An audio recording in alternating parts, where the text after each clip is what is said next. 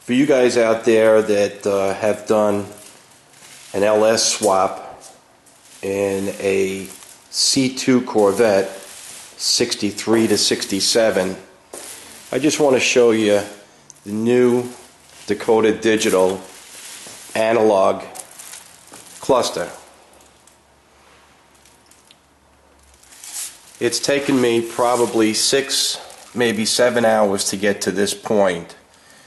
What I've done is I've taken every wire that needs to go to the VHX box and connected it to its proper position and labeled it.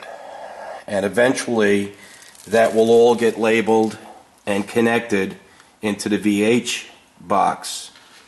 Now, with this particular installation, to make your life a lot easier, because Dakota Digital doesn't include this BIM box. It's a BIM-01-1 box. This little box will make your life a whole lot easier.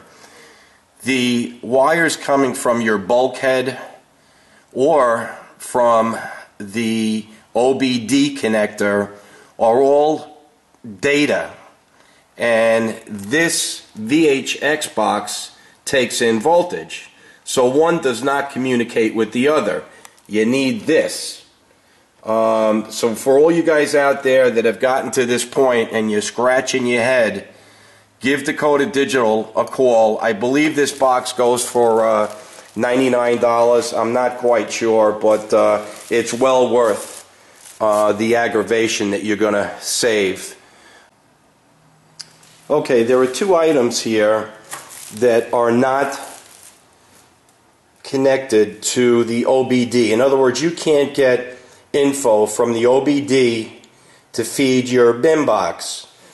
One of them is an oil pressure sending unit, and what I did on this LS3, you can't really see it, but down below in the front there is a bolt that you take out, and Dakota Digital gives you all the fittings that you need to match up their oil pressure sending unit and a wire so that you can attach that then to the VHX box.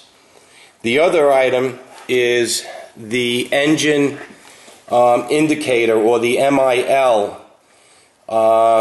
That's just you know, to replace the idiot light, but in the Dakota Digital it'll actually give you an engine signal, you know, telling you that there's something up, maybe a code that you have to clear or something that you have to fix or change.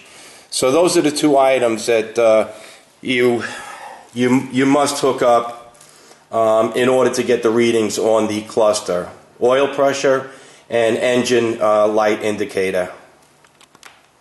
There is another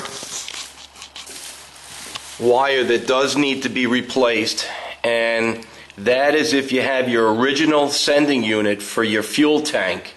What you'll need to do is take the fittings off, replace them with new ones, and run 2 wires through the car's chassis or wherever you want to route them, and bring them back to the dashboard. You'll need to use those wires to hook into the proper position in the VHX box. And if you can see here, it shows you all, it indicates all of the places where these wires go. The wires I was just speaking about, the fuel, is right here, right up on top. And you'll be using, in this case, the fuel negative and the fuel sending. And if you take a look down here, it's really basically very simple. You take the wires off your, well, each wire, you'll need 1 wire for a left signal, 1 wire for a right signal. Your headlight, high beam, hooks right up. Your dimmer switch hooks right up. You'll need to bring constant power, a ground, and an ignition power. And The rest of the stuff is in the manual. Manuals are a little difficult to follow, especially when it comes to setup. What I did in this case is I gave it a good shot. I tried for an hour or two and just couldn't get there, and spoke to Jason over at Dakota Digital. Okay, now this is what it looks like wired up. And as you can see on the VHX box, you'll get a little blinking light. There you go. And that shows you that it's hooked up, meaning to the ground and a constant feed. Doesn't mean I have the rest of the wires hooked up correctly, but we'll soon find that out. And here's the bin box. It's flashing off some codes. We'll figure out what that is later on. Alright, I'm going to tuck this stuff in, and then we'll do a test start. See if everything works.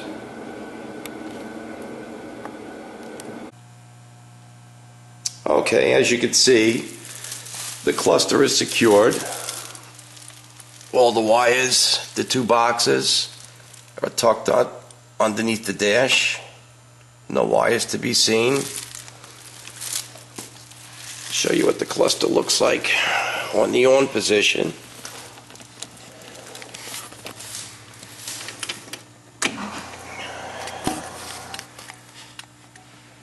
I got signal.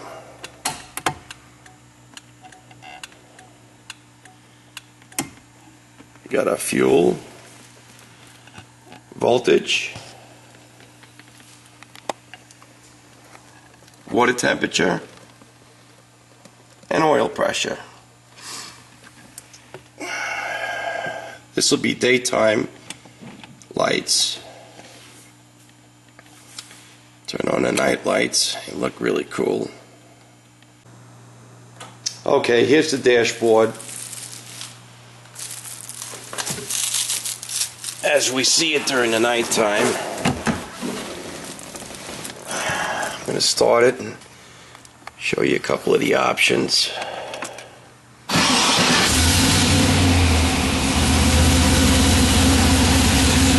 Turn the lights on.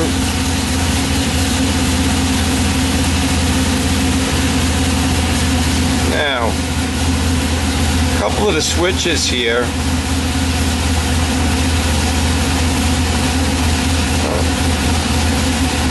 You can see that allows you to do many features.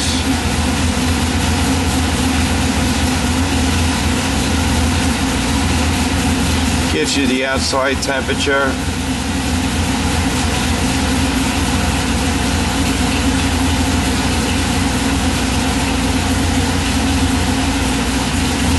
gives you high speed.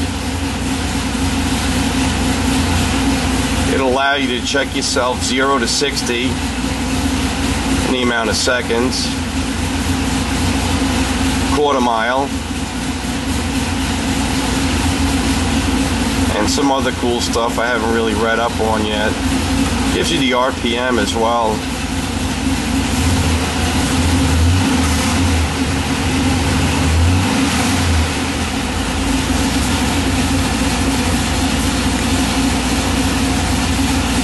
A little shaky with the camera, I'm sorry.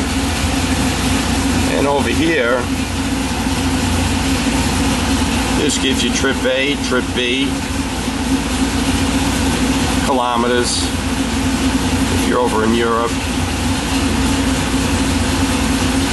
My odometer, which reads 0. It's about the right mileage. Just restored the car.